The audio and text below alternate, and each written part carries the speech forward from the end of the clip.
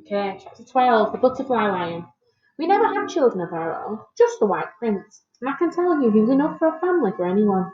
He roamed free in the park just as we had planned he would, and chased the deer and the rabbits whenever he felt like it. But he never did learn how to kill for himself. Can't teach old lions new tricks.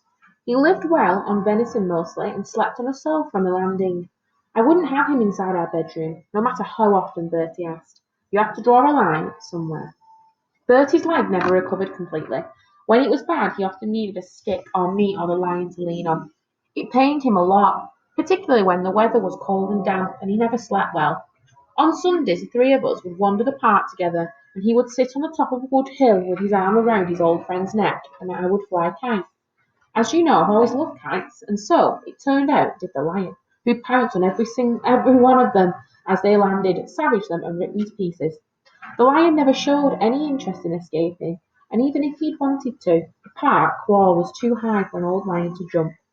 Wherever Bertie went, he wanted to go too, and if Bertie went out in the car, then he'd sit by me near the stove in the kitchen and watch me with those great amber eyes, listening all the while for the sound of Bertie's car coming up the gravel to the front of the house.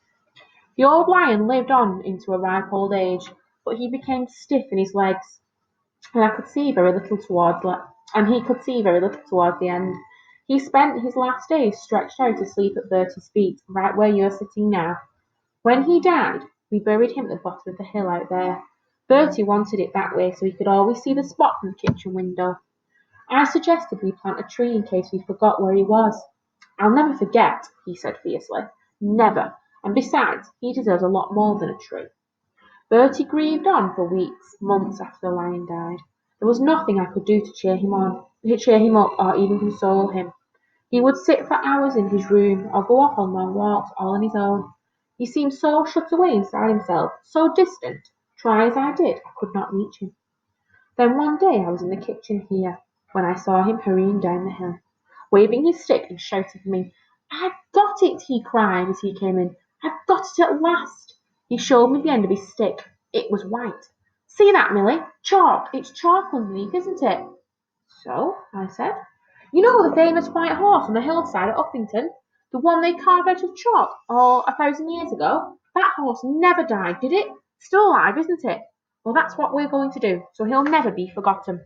We'll carve the White Prince on the hillside.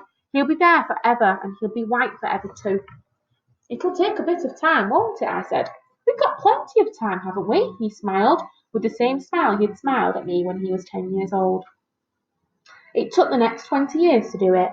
Every spare hour we had, we were up there scraping away with spades and trowels, and we had buckets and wheelbarrows to carry away the turf and the earth.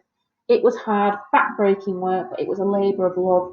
We did it, Bertie and I. We did it together, paws, claws, tail, mane, until he was whole and perfect in every detail. It was just after we'd finished that the butterflies first came.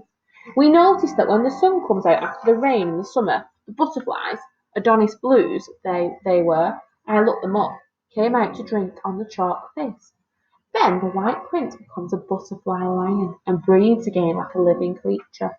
So now you know how Bertie's white lion became the White Prince, and how the White Prince became our butterfly lion.